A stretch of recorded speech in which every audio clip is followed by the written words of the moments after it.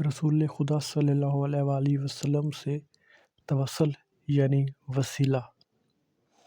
مکتب امامت رسول خدا صلی اللہ علیہ وسلم سے توسل کا قائل ہے اور اس کے لیے وہ صرف حیات پیغمبر کو ہی شرط تسلیم نہیں کرتا۔ اس مکتب کا یہ نظریہ ہے کہ حضرت صلی اللہ علیہ وآلہ وسلم کی ولادت سے بھی قبل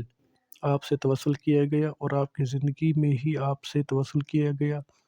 اور آپ کی وفات سے لے کر قیامت تک آپ سے توسل کیا جاتا رہے گا۔ حضرت صلی اللہ علیہ وسلم کی ولادت سے قبل توسل کی مثالیں۔ محدثین کی ایک جماعت نے اس روایت کو نقل کیا اور امام حاکم نے مستدرک میں حضرت عمر بن خطاب کی زبانی یہ روایت نقل کی کہ جب حضرت آدم علیہ السلام سے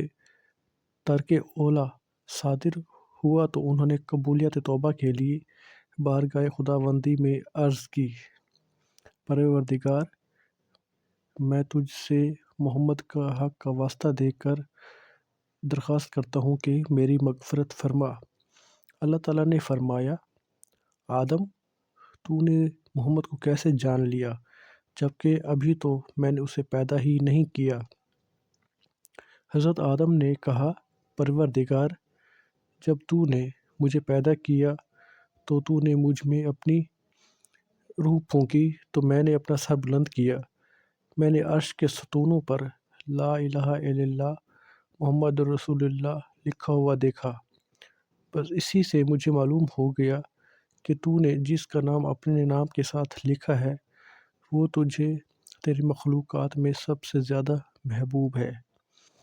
اللہ تعالیٰ نے فرمایا، آدم، تو نے سچ کہا، وہ میری تمام مخلوق میں سے مجھے زیادہ محبوب ہے، تو نے مجھے اس کے حق کا واسطہ دیا ہے، لہٰذا میں تجھے معاف کرتا ہوں، اور اگر محمد نہ ہوتا تو میں تجھے پیدا ہی نہ کرتا۔ طبرانی نے یہ واقعہ نقل کیا اور آخر میں اس نے یہ لفظ لکھے، اور وہ تیری نسل میں سے آخری نبی ہے۔ قرآن مجید میں اللہ تعالیٰ کا فرمان ہے، اور جب ان کے پاس خدا کی طرف سے کتاب آئی جو ان کی تورات وغیرہ کی تصدیق کرتی ہے، اس سے پہلے وہ دشمنوں کے مقابلے میں اسی کے ذریعے فتح طلب کیا کرتے تھے، لیکن اس کے آتے ہی منکر ہو گئے، حالانکہ اسے پہچانتے بھی تھے۔ کافروں پر خدا کی لعنت ہے۔ اس آیت مجیدہ کی تفسیر میں محدثین اور مفسرین نے لکھا کہ تورات میں رسول اللہ صلی اللہ علیہ وسلم کی آمد کا تذکرہ موجود تھا، اس میں سے آپ کے صفات مذکور تھے۔